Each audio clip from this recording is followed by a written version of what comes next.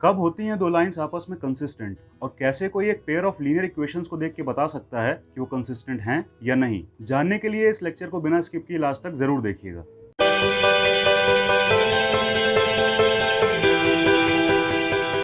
So hello my dear friends and students, my name is Umang and welcome to the square classes. ये है pair of linear equation in two variables का third lecture. और अगर आपने अभी तक first और सेकंड लेक्चर्स नहीं देखे हैं और या फिर आप पॉलिनोमियल्स या रियल नंबर्स पढ़ना चाहते हैं तो मैं आई बटन में लिंक दे रहा हूं, आप वहां जाके देख सकते हैं। आज हम बात करने वाले हैं पेयर ऑफ लीनियर इक्वेशन से ड्रॉ होने वाली लाइन की कंसिस्टेंसी के बारे में। और कंसिस्टेंसी कैसे होती है जब वो पैरेलल, इंटरसेक्टिंग या फिर आपस में कोइंसाइड करती हैं, तो उनमें कैसे कंसिस्टेंसी वेरी करती है उन लाइंस की, यही हमारे इस लेक्चर में देखेंगे। तो बिना टाइम वेस्ट किए जल्दी से चलते हैं क्लास में। तो आज के लेक्चर में हम बात करेंगे कंसिस्टेंसी ऑफ स्ट्रेट लाइंस की। स्ट्रेट लाइंस क्यों? क्योंकि जो pair of linear equation in two variables होती हैं वो दो स्ट्रेट लाइंस को ही रिप्रेजेंट कर रही होती हैं। इसीलिए हम पेयर ऑफ लीनियर इक्वेशंस को कंपेयर करेंगे और देखेंगे कि उनसे जो दो लाइंस ड्रॉ होती हैं कंसिस्टेंट हैं या फिर कंसिस्टेंट नहीं है। कोई भी दो लाइंस कंसिस्टेंट कब होती हैं? जब उनमें सम सॉल्यूशन अकर्स, कुछ ना कुछ सॉल्यूशन होता है। और नॉन कंसिस्टेंट सिर्फ तभी होती हैं जब नो सॉल्यूशन। ठीक, जब उन दो लाइंस का कोई भी सॉल्यूशन नहीं होता है तभी वो लाइंस आपस में नॉन कंसिस्टेंट हो जाती हैं। और जब तक कोई ना कोई एक या दो या इन्फाइनाइटली जितने भी मतलब कुछ सॉल्यूशन हो, कम से कम एक सॉल्यूशन होगा, तब तक वो लाइंस आपस में कंसिस्टेंट रहेंगी। मतलब सम सॉल्यूशन अकर होना चाहिए। और अगर एक भी सॉल्यूशन नहीं आया तो वो नॉन कंसिस्टेंट हो जाती हैं। अब दो स्ट्रेट लाइंस में सॉल्यूशन आने का क्या मतलब होता है? सॉल्यूशन आने का सीधे सीधे स्ट्रेटली ये मतलब है कि दो लाइंस जैसे इंटरसेक्ट कर रही हैं, जैसे लास्ट लेक्चर में हमने देखा था, तो उन दोनों का एक कॉमन पॉइंट आया है ना। इंटरसेक्ट करने पे एक पॉइंट पे इंटरसेक्ट कर रही होती है ना, तो उन दोनों का एक कॉमन पॉइंट आया, वही उनका सॉल्यूशन था। फाइनल आंसर हमारा वही निकला था, आपको अगर याद हो तो लास्ट लेक्चर आप देख सकते हैं। ठीक है, तो उसी तरीके से कोई ना कोई सॉल्यूशन होना चाहिए। ठीक है, अब हम देखते हैं कि कैसे लाइंस में ये सब चीज़ें एग्जिस्ट करती हैं कि कुछ सॉल्यूशन कब होगा, कब सॉल्यूशन नहीं होगा, कितनी कंडीशंस हो सकती हैं। कुछ याद आया? लास्ट लेक्चर में हमने देखा था कि दो स्ट्रेट लाइंस के बीच में कितने रिलेशंस हो सकते हैं, तो यही तीन रिलेशन आए थे। ठीक, कि दो स्ट्रेट लाइन आपस में, ये हम अभी सिर्फ 2D की बात कर रहे हैं, सिर्फ XY प्लेन में, मतलब कि सिर्फ 2 डायमेंशन में बात कर रहे हैं। 3 डायमेंशन में ये चीज़ें अलग हो जाएंगी और अभी आपके में वो सिलेबस में है नहीं, वो आपका 11th 12th वगैरह में आएगा, तो अभी हम उसकी बात नहीं कर रहे हैं। ठीक है, तो दो लाइंस के बीच में आपस में क्या क्या रिलेशंस हो सकते हैं। तो देखिए यहाँ पे क्या है, ये दो लाइंस आपस में एक दूसरे को इस पॉइंट पे कट कर रही हैं, यानी कि इंटरसेक्ट कर रही हैं। तो एक तो इंटरसेक्शन वाला केस हो गया। दूसरा, दो लाइंस आपस में पैरेलल हो सकती हैं, मतलब कि उनके बीच की डिस्टेंस हमेशा सेम रहेगी। पैरेलल का मतलब यही होता है। और किसी दोनों लाइंस को आगे इनफाइनाइट तक, पीछे इनफाइनाइट तक, या इसको भी आगे इनफाइनाइट तक, पीछे इनफाइनाइट तक बढ़ाने पे ये कभी भी एक दूसरे से टच नहीं होंगी, कभी भी एक दूसरे को इंटरसेक्ट नहीं करेंगी, तो तभी ये पैरेलल लाइंस हैं। ठीक, तो दूसरी कंडीशन हो जाती है पैरेलल वाली। और तीसरी कंडीशन क्या थी कि कोई दो लाइंस एक दूसरे के ऊपर ही अकर हो जाएं। ये देख रहे हैं आप कि ये लाइन यहाँ से यहाँ तक आई हुई है और ये लाइन यहाँ से यहाँ तक आई हुई है, तो इतनी दूर ये दूसरे पे, एक दूसरे पे ओवरलैप कर रही हैं। तो ओवरलैप कर गई या फिर एक दूसरे के ऊपर आ गई, तो इसका मतलब ये कोइंसाइड कर रही हैं। तो ये लाइंस क्या कर रही हैं? कोइंसाइड कर रही हैं।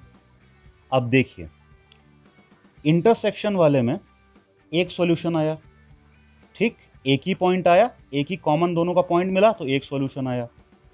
पैरेलल कभी टच ही नहीं करेंगे एक दूसरे को, ना इंटरसेक्ट करेंगी, तो इसमें एक भी सॉल्यूशन नहीं आता है।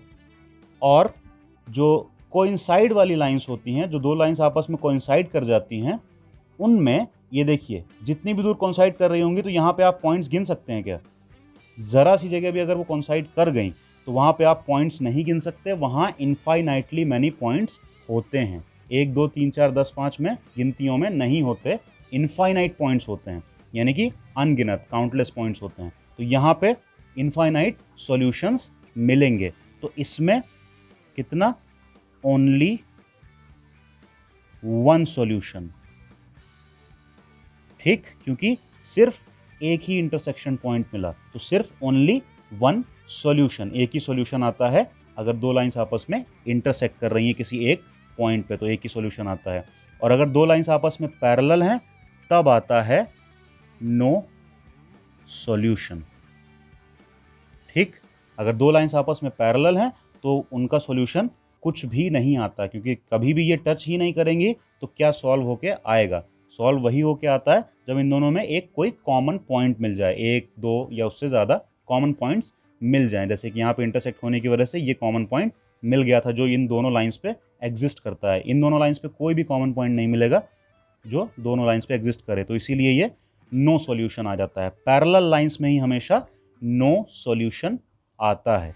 अब ये कोइंसाइड वाली लाइन में क्या आएगा, इनफाइनाइट सॉल्यूशंस आते हैं इसमें, ठीक। जो लाइंस आपस में कोइंसाइड कर रही होती हैं, ठीक, कोइंसाइड कर रही होती हैं, एक दूसरे के ऊपर होती हैं, उनमें इनफाइनाइट सॉल्यूशंस आते हैं, मतलब कि काउंटलेस, अनगिनत सॉल्यूशंस होते हैं उनके, क्योंकि यहाँ पे आप पॉइंट्स गिन ही नहीं सकते, इतने पॉइंट्स हैं यहाँ पे। 1 2 3 4 आपको लग रहा होगा कि शायद गिन सकते होंगे, 100 ही हो सकते हैं, 10 ही हो सकते हैं, लेकिन ऐसा कुछ नहीं है, यहाँ पे इनफाइनाइट पॉइंट्स होते हैं, ठीक है। तो इनफाइनाइट सॉल्यूशंस इसके आते हैं, ठीक, समझ गए। इंटरसेक्शन में ओनली वन सॉल्यूशन, पैरेलल में नो सॉल्यूशन, और कोइंसाइड वाले केस में इनफाइनाइट सॉल्यूशंस, ठीक है। क्लियर हो गया आपको। वापस हम वहीं पे आ जाते हैं कि सम सॉल्यूशन अकर किस में सॉल्यूशन आ रहे थे, अभी अभी हमने देखा है, एक तो इंटरसेक्ट होने में और दूसरा कोइंसाइड करने में, ठीक। इन्हीं दो कंडीशंस पे कोई ना कोई सॉल्यूशन आ रहा था, और नो सॉल्यूशन कब आ रहा था, पैरेलल लाइंस में, ठीक। तो इससे हम डायरेक्ट बता सकते हैं कि अगर कोई दो लाइंस पैरेलल हैं, ठीक, यानी कि कोई दो pair of linear equation in two variables को सॉल्व करेंगे, उनसे दो लाइंस आएंगी, तो अगर वो पैरेलल हैं आपस में तो वो नॉन कंसिस्टेंट हो जाएंगी, और अगर इंटरसेक्टिंग या फिर कोइंसाइडिंग है तब वो कंसिस्टेंट हो जाएंगी, ठीक है। अब देखिए, हम दो पेयर ऑफ लीनियर इक्वेशंस को देख के कैसे पता लगाएंगे कि उनसे ड्रॉ होने वाली लाइन इंटरसेक्टिंग है, पैरेलल है या कोइंसाइडिंग है। लाइन ड्रॉ करने की कभी ज़रूरत नहीं होती है, इन इक्वेशन से ही देख के सब कुछ पता चल जाता है। देखिए कैसे, ठीक। देखिए ये A1 B1 C1 आपने देखा था, पहले ही आप देख चुके हैं, ये सब क्या होते हैं, कोएफिशिएंट्स होते हैं। A1 है x का कोएफिशिएंट, B1 है y का कोएफिशिएंट और C1 है कांस्टेंट। ये सारे हैं इक्वेशन 1 के लिए या फिर लाइन 1 के। अब लाइन 2 के क्या पैरामीटर्स हैं, A2 है x का कोएफिशिएंट, B2 है y का कोएफिशिएंट, C2 कांस्टेंट, लाइन 2 के पैरामीटर्स या इक्वेशन 2 के पैरामीटर्स। अब इन दोनों लाइंस में क्या रिलेशन होगा, ये डिपेंड करेगा इन्हीं कोएफिशिएंट्स पे, और देखा जाए तो इनके रेशियोज पे। तो अगर दो लाइन आपस में इंटरसेक्टिंग हैं तब A1 upon A2 not equal to होगा B1 अपॉन B2 के, ठीक है। अगर ये दो लाइंस, लाइन 1 और लाइन 2 आपस में इंटरसेक्ट कर रही हैं किसी एक पॉइंट पे, सिर्फ 1 पॉइंट पे इंटरसेक्ट कर रही हैं, तब क्या होगा, x के कोएफिशिएंट का रेशियो y के कोएफिशिएंट के रेशियो के बराबर नहीं होना चाहिए। A1 upon A2 not equal to B1 upon B2, तभी कोई दो लाइंस आपस में इंटरसेक्ट कर रही होंगी, ठीक है। अब पैरेलल की कंडीशन क्या होगी, A1 upon A2 equals to B1 upon B2 but not equal to C1 upon C2। देखिए इस वाले में यही दोनों इक्वल नहीं आए, तो कांस्टेंट के इक्वल होने ना होने से कोई मतलब नहीं रहा, कोई मतलब नहीं था इसमें, लेकिन इनमें कांस्टेंट से मतलब होगा। अब इनमें x के कोएफिशिएंट का रेशियो y के कोएफिशिएंट के रेशियो के बराबर आना चाहिए पैरेलल होने के लिए। लेकिन उन दोनों के रेशियो के इक्वल जो आया है वो कांस्टेंट के रेशियो के इक्वल नहीं आना चाहिए, तभी दो लाइंस, दो पेयर ऑफ लीनियर इक्वेशंस आपस में पैरेलल हो सकती हैं। ठीक, तो ये कंडीशन हो जाती है पैरेलल की कि a1/a2 is equal to b1/b2 and not equal to c1/c2। और कोइंसाइडिंग की क्या हो जाती है, a1/a2 equals to b1/b2 and also equal to c1/c2। अगर ये तीनों का रेशियो आपस में इक्वल आ जाए तब तो लाइन कोइंसाइडिंग हो जाएगी। ठीक, कैसे, a1/a2 करें तब भी जो आए सेम b1/b2 करने पे आ जाए और सेम c1/c2 करने पे आ जाए। ध्यान रखिएगा ये विद साइन होगा। यहाँ पे अगर c1 में -8 दिया है तो वो यहाँ -8 ही रखेंगे और विद साइन ये इक्वल आने चाहिए, यहाँ पे इक्वल आने चाहिए और यहाँ पे जैसे भी नहीं। ठीक है, तो ये कंडीशन हो जाएगी कोइंसाइडिंग की कि x के कोएफिशिएंट का रेशियो इक्वल्स टू y के कोएफिशिएंट का ratio is equal to constants का रेशियो। सारे अगर इक्वल आ गए तो लाइन कोइंसाइडिंग। x के कोएफिशिएंट का रेशियो और y के कोएफिशिएंट का रेशियो इक्वल आया और कांस्टेंट का रेशियो इक्वल नहीं आया इन दोनों के, तो लाइन पैरेलल। और x के कोएफिशिएंट का रेशियो और y के कोएफिशिएंट का रेशियो इक्वल नहीं आया, चाहे साइन भी इक्वल नहीं आया, तब भी लाइन इंटरसेक्टिंग। तो ठीक, यही हम देख के डायरेक्ट बता सकते हैं कि कोई लाइन इंटरसेक्टिंग है, पैरेलल है या कोइंसाइडिंग है, सिर्फ इन इक्वेशंस को एक बार देख के और तुरंत। ठीक, अब ये तो हो गई कॉन्सेप्ट्स की बात, लेकिन अब कुछ प्रैक्टिकल एग्जांपल्स ले लेते हैं ताकि आपको और ज़्यादा क्लियर हो जाए कि कैसे हम इक्वेशन देख के पहचानेंगे कि कोई पैरेलल है, इंटरसेक्टिंग है या फिर कोइंसाइडिंग है। ठीक, x minus 2y equals to 0 and 3x plus 4y minus 20 equals to 0। ये फर्स्ट एग्जांपल हमने ले लिया। ठीक, इसमें देखिए दो पेयर ऑफ लीनियर इक्वेशन दिए हैं, एक ये और एक ये। अब इसमें क्या क्या अलग अलग दिया हुआ है ये हम अलग से देख लेते हैं। यहाँ पे a क्या है, a1 क्या है, यहाँ प्लस का 1, y का कोएफिशिएंट b1 वो क्या है, माइनस का 2। यहाँ पे कांस्टेंट टर्म नहीं है तो उसका मतलब c1 क्या होगा, 0 है ना। और दूसरी इक्वेशन में a2 क्या है, +3, क्योंकि दूसरी इक्वेशन में x का कोएफिशिएंट क्या होता है, a2, वो क्या है, +3। b2 क्या है, y का कोएफिशिएंट +4, देख रहे हैं +4 है, वो क्या है, +4। और ये c2 क्या है, दूसरी इक्वेशन में -20।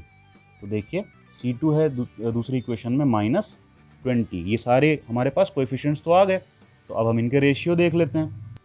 a1/a2 करते हैं। देखिए a1 क्या है, +1, तो 1/a2 क्या है, +3, तो /3। a1/a2 आ गया 1/3। अब हम निकाल लेते हैं b1/b2। b1 क्या है, -2, अपॉन b2 क्या है, +4, तो 4। -2/4 ये कितना आ गया, -1/2। ये कट गया, -1/2 आ गया। तो a1/a2 क्या आ गया, 1/3। b1/b2 क्या आ गया, -1/2। और अब c1/c2 भी निकाल लेते हैं, देखते हैं वो क्या आता है। c1 क्या था, 0, अपॉन c2 क्या था, -20। अब 0/-20 करेंगे तो ये तो फाइनली 0 ही आ जाएगा। क्या आ गया, c1/c2 0। तो अब यहाँ से हम क्या रिलेशन लिख सकते हैं, क्लियरली देखिए आप। देखिए a1/a2 और b1/b2 दोनों अलग हैं। a1/a2 है 1/3, b1/b2 है -1/2। तो a1/a2 not equal to b1/b2। यहाँ से क्या, अब देखिए जब a1/a2 not equal to b1/b2 आ गया तो c1/c2 को चेक करने की ज़रूरत ही नहीं है, क्योंकि ये यहीं से आ गया क्लियरली। क्या क्या है, इंटरसेक्टिंग। ठीक, साफ साफ आ गया इंटरसेक्टिंग, या फिर ये दोनों लाइन आपस में इंटरसेक्ट कर रही है। इंटरसेक्ट या इंटरसेक्टिंग जैसा भी आप लिखना चाहें।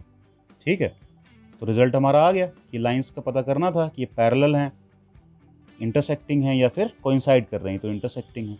ठीक, और भी एक चीज़ हम बता सकते हैं, इंटरसेक्टिंग है तो क्या होगा, सॉल्यूशन होगा ओनली वन सॉल्यूशन, और ओनली वन सॉल्यूशन है तो और इससे क्या पता चल जाएगा, अगर एक ही सॉल्यूशन है तो ये लाइन, ये जो इक्वेशंस हैं ये आपस में कंसिस्टेंट भी होंगी।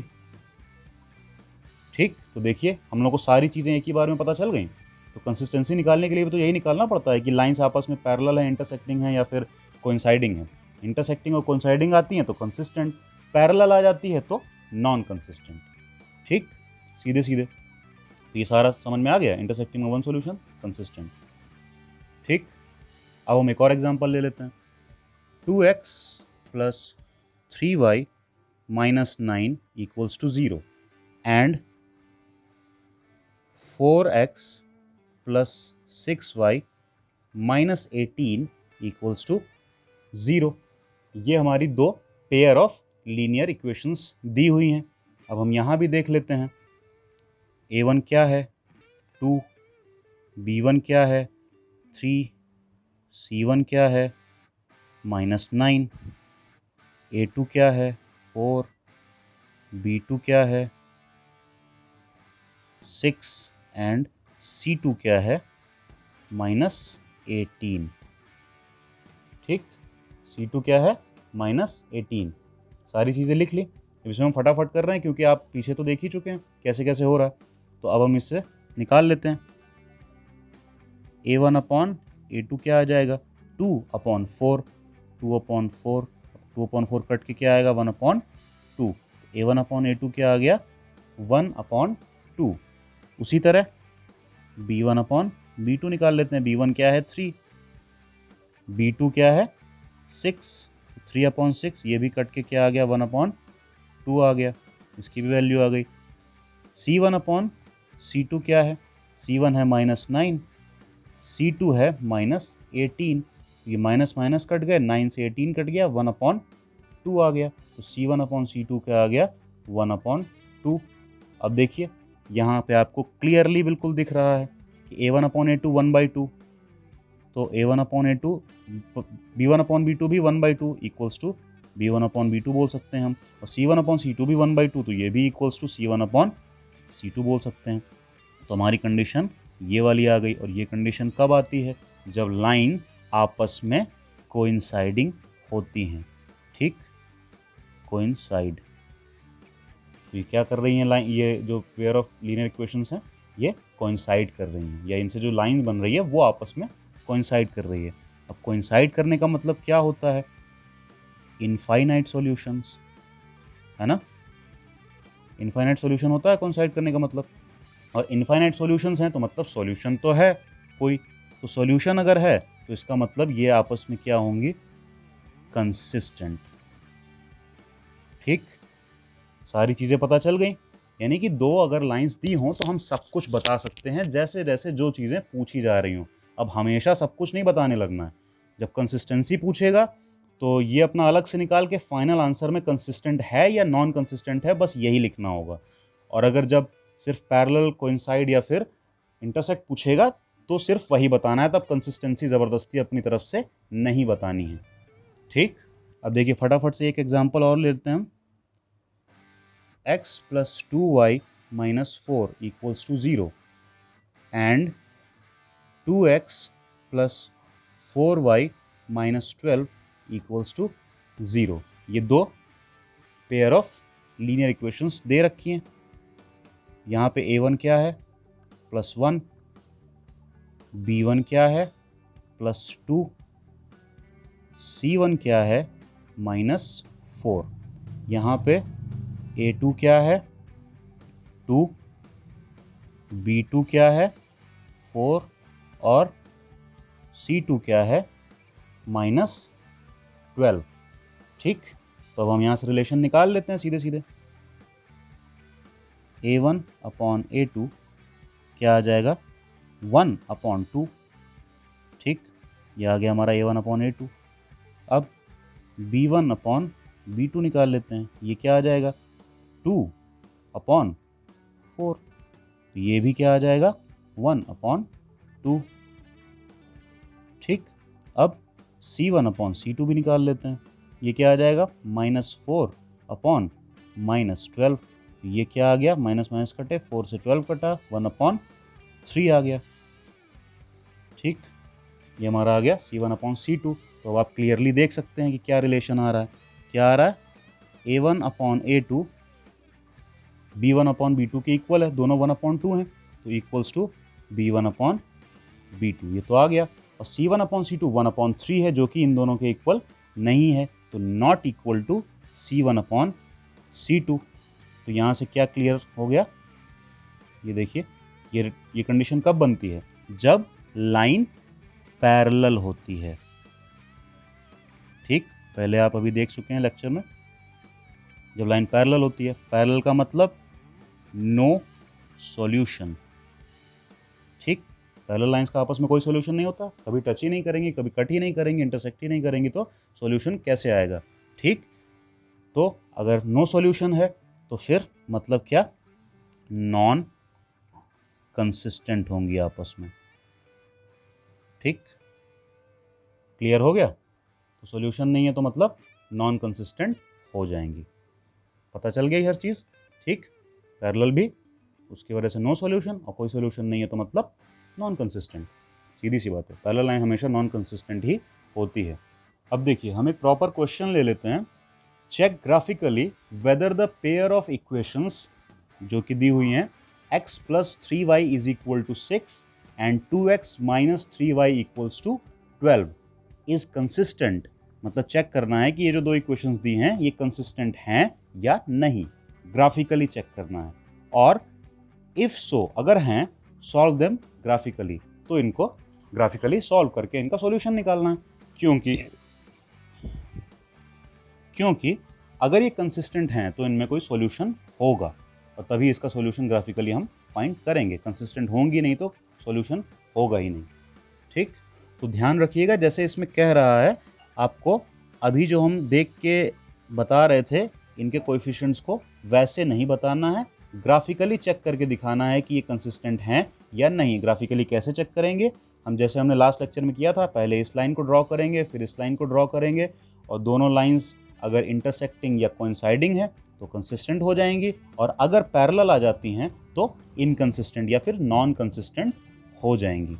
ठीक है, और अगर कंसिस्टेंट आ जाती हैं तो फिर हम उसका सॉल्यूशन फाइंड कर लेंगे, मतलब कि इंटरसेक्शन पॉइंट या फिर कोइंसाइडिंग जो पॉइंट्स होंगे वो बता देंगे। और अगर पैरेलल आ जाती हैं तो फिर कोई सॉल्यूशन फाइंड करने की ज़रूरत नहीं है।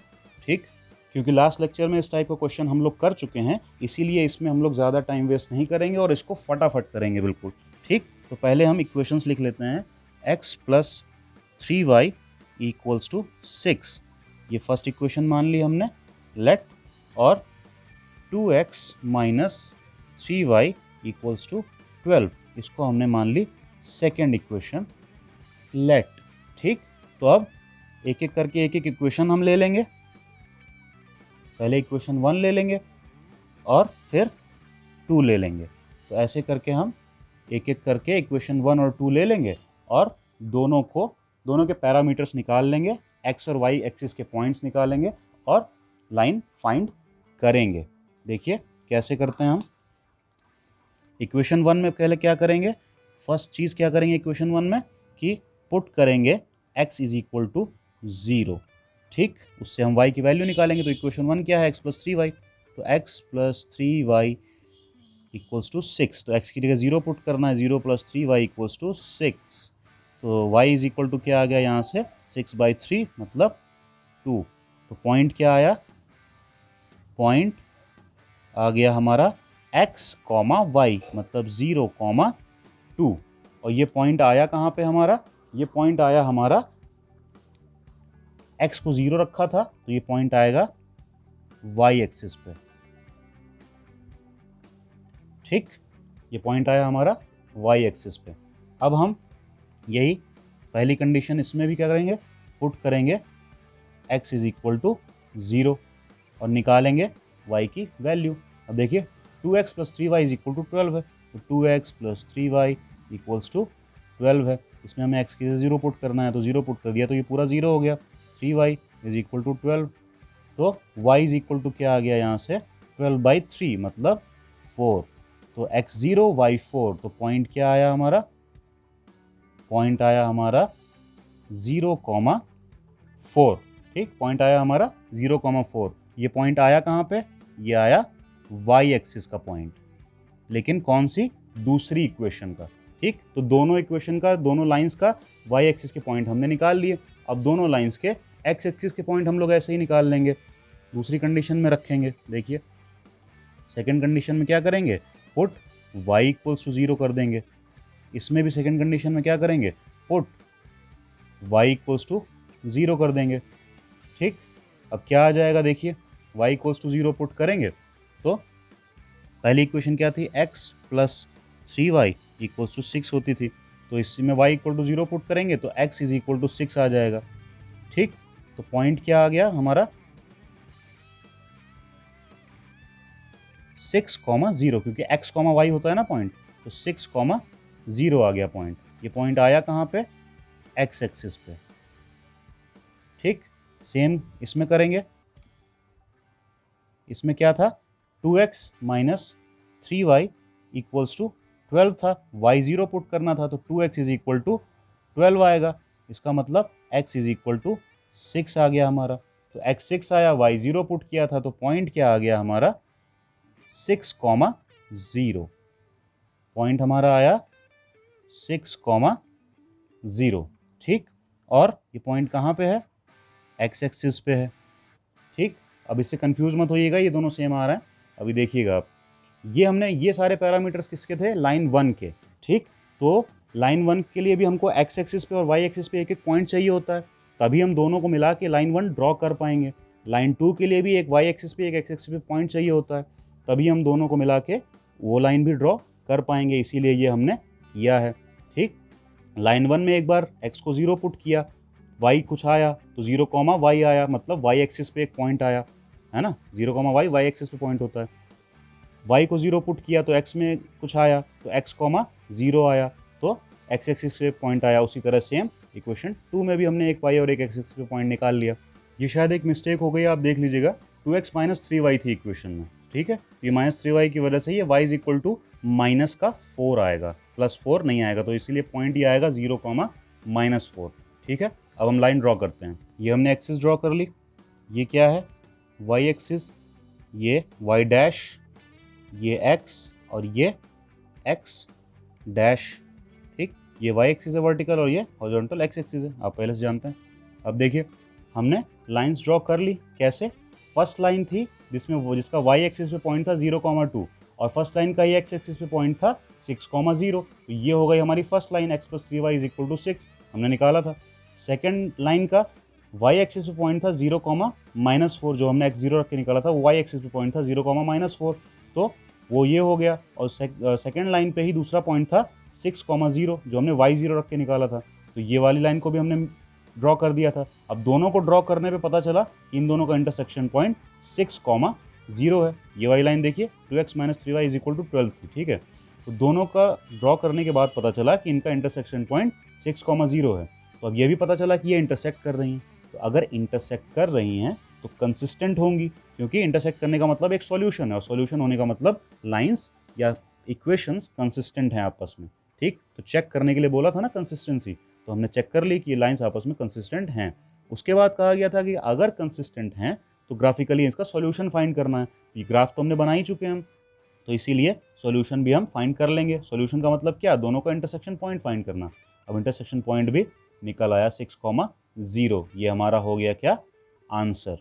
ठीक, ये इंटरसेक्शन पॉइंट हो गया और एक ये आंसर हो गया कि लाइन कंसिस्टेंट है, और दूसरा आंसर ये हो गया कि ये जो इसका सॉल्यूशन है वो 6,0 है। ठीक, यानी कि x is equal to 6 and y is equal to 0, यही हमारा इनका सॉल्यूशन है। ठीक, क्योंकि x में 6 आ रहा है और y में 0, तो यही सॉल्यूशन हो गया, x is equal to 6 and y is equal to 0।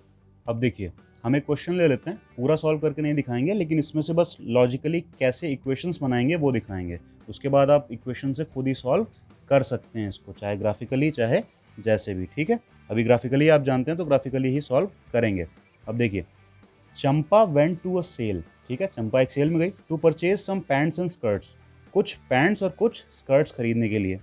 When her friends asked her how many of each she had bought, जब उसके दोस्तों ने उससे पूछा कि कितने तुमने क्या चीज़ तुमने कितनी खरीदी, मतलब कितने पैंट्स खरीदी और कितने स्कर्ट्स खरीदे। शी आंसर्ड, उसने कहा, the number of skirts is two less than twice the number of pants purchased. तो ये क्या दी है हमारी, ये हमारी एक कंडीशन दी हुई है, ठीक है, ये हमारी क्या दी है, एक कंडीशन दी है। The number of skirts is two less than twice the number of pants purchased.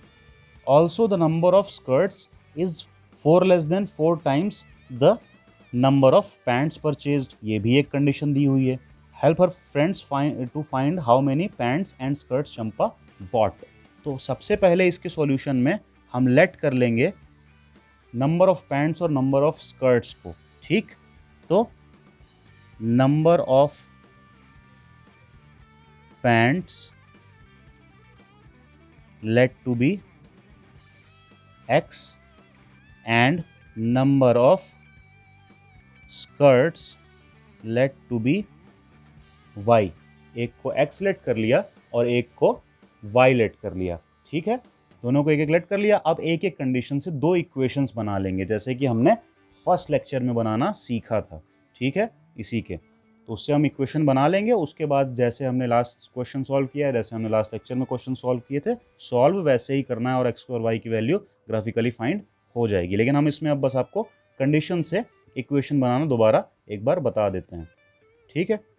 तो अब देखिएगा ध्यान से, फर्स्ट कंडीशन दी है, the number of skirts is two less than twice the number of pants. The number of skirts क्या है, y, तो y इज, अब y इज क्यों इक्वल टू लगा दिया, क्योंकि इज आगे अब दूसरी कंडीशन, दूसरी चीज बोली जाने वाली है, इसलिए एक तरफ का इक्वल का तो हमें मिल गया। तो the number of skirts means y is equal to two less than twice the number of pants.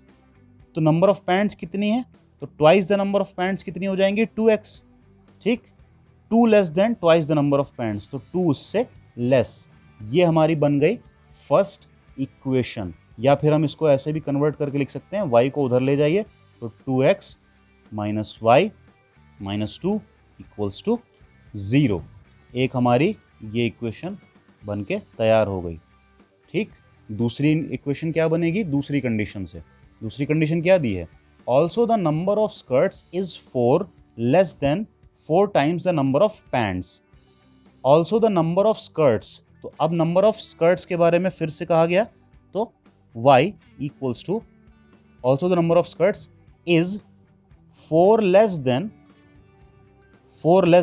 किससे less, 4 times the number of pants, तो 4 times the number of pants से 4 लेस हैं, ठीक। तो ये हमारी क्या, दूसरी इक्वेशन। इसको भी हम चेंज करके कैसे लिख सकते हैं कि y को उधर ले जाएंगे तो 4x minus y minus 4 equals to 0। ये हमारी क्या बन गई, दूसरी इक्वेशन, इन्हीं दो कंडीशन से जो कि दी हुई हैं। अब ये दो इक्वेशंस आ गई हैं, जैसे हमने लास्ट क्वेश्चन ग्राफ बना के सॉल्व किया था, दोनों इक्वेशन से हम एक एक लाइन ड्रॉ करेंगे और दोनों का जो सॉल्यूशन या इंटरसेक्शन पॉइंट आएगा वही हमारा फाइनल सॉल्यूशन होगा। इंटरसेक्शन पॉइंट में x, y करके आएगा, तो जो x आएगा वो x का आंसर हो जाएगा, मतलब नंबर ऑफ पैंट्स का, और y करके जो y में आंसर आएगा उसमें पॉइंट में, वो नंबर ऑफ स्कर्ट्स का आंसर हो जाएगा, जैसे कि हमने y को लेट किया था, ठीक है। बाकी और कुछ नहीं है, बाकी लास्ट के जैसे ही ये सॉल्व होगा। यहाँ तक जितना पढ़ा दिया गया है उससे आप आराम से 3.2 एक्सरसाइज कर सकते हैं पूरी, किसी भी तरह की कोई प्रॉब्लम नहीं आएगी, और आती है तो आप कमेंट्स में तो पूछ ही सकते हैं।